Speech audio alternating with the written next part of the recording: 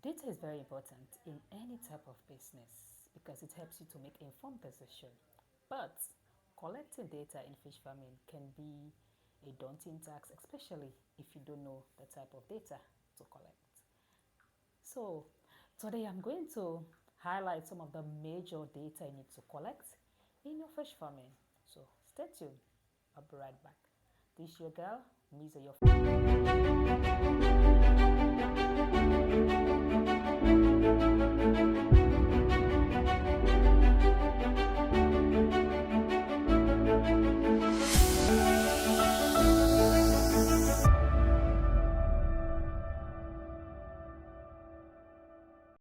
So welcome back. So today, the first data that it's really important that I need to collect as a fish farmer is the quantity of feed you use. You really need to do that because this will give you an informed decision to know the amount of feed you give and also compare that data to know whether your fish are really growing, because this helps you to calculate the FCR. So that's really important. You really need to do that, to write down the amount of feed you use at every month, and at the end of the day you calculate it after the end of each cycle, which is when you harvest. They'll be able to know. The second one is your water quality data, especially your pH and your ammonia, because these are really important, because the pH determines so much other factors in your water. So if you have this data, you'll be able to know what's going on in your pond and what you can do, and also help you to be very proactive in terms of mortality, in terms of disease outbreak, because if you know this two on a daily basis or on a weekly basis is really important. Like in my farm, I collect this data at least every week. Every week try to collect this data. The third one that you need to write down is when you stock your pond, the number of stock you have. This is really important.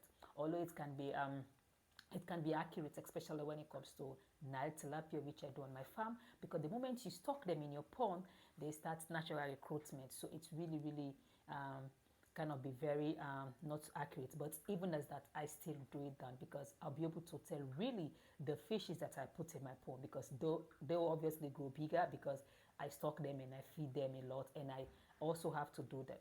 But when it comes to catfish, you really have to collect this. You really have to pay attention to this, because when it comes to catfish, you can't have natural recruitment in ponds because you put one is for one. So you really have to collect this data. So these are the three major data you really need to collect as a fish farmer, because this will help you a lot in terms of making informed decision, in terms of even planning for at least a year or two, because now you know the amount of fish you stock, the amount of feed they use, and your water quality data.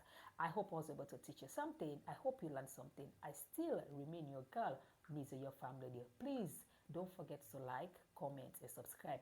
And if you have any other data I think we need to collect as a fish farmers, please write it in the comment section. Let's keep this conversation going. And bye. Love you.